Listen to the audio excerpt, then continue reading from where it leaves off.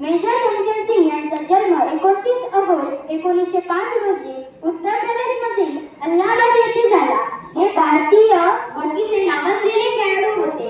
major Dhyanchand यांना हॉकीचे